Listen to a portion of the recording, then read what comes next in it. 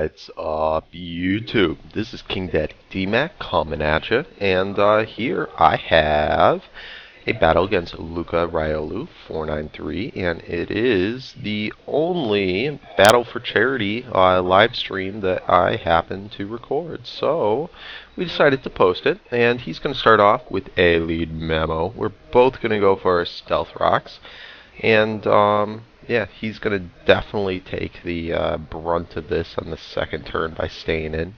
Now, being a lead, I figured he was going to be the Endeavor one, because that's just usually the set. That's the set I use. I went into Rotom knowing that if he went for the Endeavor, it would not touch me. And luckily, he does happen to be that, so that's pretty cool.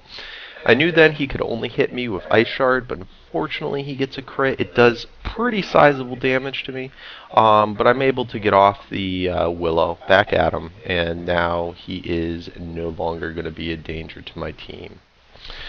Die from Stealth Rock, switch back in. He goes into his Electrode or whatever, and right here, I'm really hoping he doesn't have the HP Grass, and then I see the hidden power. I'm like, no! But thank God it's freaking HP Ice. At least I'm assuming HP Ice. So anyway, I'm in with my Swampy. He's going to bring back in that Mammo, just probably because he wanted to have a safe switch. And I mean, it's going to die from Stealth Rocks anyway, unless he had a Spinner, which he didn't. Then he goes into a Gengar. And right here, just fearing that it might be a sub-Gengar, I didn't want to switch out, but the Shadow Ball's going to take me out. So, whatever. Swampy did his job, got his rocks up, was able to assist in taking out the Mammo. Then I go into my Scizor, and he went for the Protect the first turn, and this is why I'm loving this Scarf Scissor, because look at, then he stays in. I'm able to take him out in pursuit. Going to kill a Gengar, whether he stays in or goes out. But then he goes into his Gyara, and this is kind of an issue. Gyara can be a problem for a lot of teams. I go into my Rotom. He goes for the Dragon Dance on the switch, and I'm pretty sure that I'm going to be able to live. I mean, I know I'm going to be able to live at least one Waterfall. And he goes for it, and looking good, looking good, looking good. Okay, I live, but then I flinch, and now I'm just like, oh, FML, this just blows.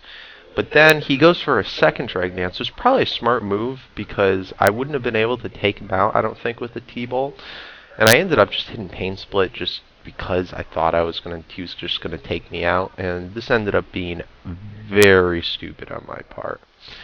Because, as you can see right there, he's going to be able to take me out. He's able to set up another Dragon Dance on me and actually walk away with over half health after leftovers.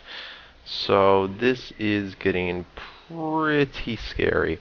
The Vaporeon, I'm hoping that he doesn't have Taunt, and thank God he doesn't, because this was my last chance to take this guy. He goes for the Bounce. I know even after 2 DDs, this is not going to take me out. I live at 114, and I'm able to, thank God, roar that guy out. Then he goes into his Lucario, and the safe thing, in case he goes to the Sword Dance, I gotta stay in and roar, and he does predict that, just goes straight for the close combat, so good for him. But then I have my Scizor, and he knows it's Scarf, so I know he's gonna switch, fearing superpower, so instead I go for the U-turn, just so that I can get switch advantage, and this ends up, it would have been a pretty sizable mistake had I not done that, or had he stayed in, but ended up working out. Then though, I thought this was my Shuckatran, and it shows off that I am sporting leftovers, and this is not what I wanted, but luckily he has the Brick Break, so he's not going to be able to take me out. Had he had Earthquake, that would have taken me out. So I'm able to get some nice damage on him. I didn't have Dragon Pulse or HP Ice or anything like that, but he will take himself out with his Life Orb. So that ended up working out.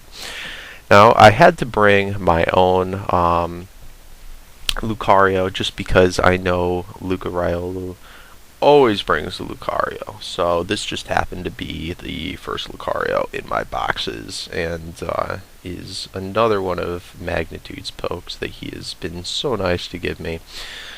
So anyway, right here, I know I'm going to live this, but I don't want to go for the sword dance. I know he can't flinch me, but I just go straight for the close combat. Then I know that I'm going to be able to take him out with an extreme speed, and we will be another double down situation. So I'm going to go for the extreme speed. It will take out the Gara even after the Intimidate, so this is looking pretty good. And we are then put in the situation of my Scarf Scizor versus his Lucario. And of course, I'm going to be able to live the extreme speed, and I'm going to be able to superpower him for the victory. So, good game, LucaRiolu493. Definitely a good friend of mine. Make sure to go check him out. Very cool battler. And yeah, Battle4Charity. It was so much fun. I can't wait until later in the summer when we do something like that again. But for the meantime, comment, rate, subscribe, and peace out, YouTube. Also, guys, just to talk a little bit about my intro, you know I love the Diet Coke. It is my win juice, my win sauce, and yeah, I had to cut my intro a little bit short. I'm trying really hard to keep my intros down in size, just because I know quite a lot of you don't find them as entertaining as I do for being like a minute long or something like that. But I'll leave my original full intro at the end here if you care to watch. So I hope you enjoy, and once again, peace.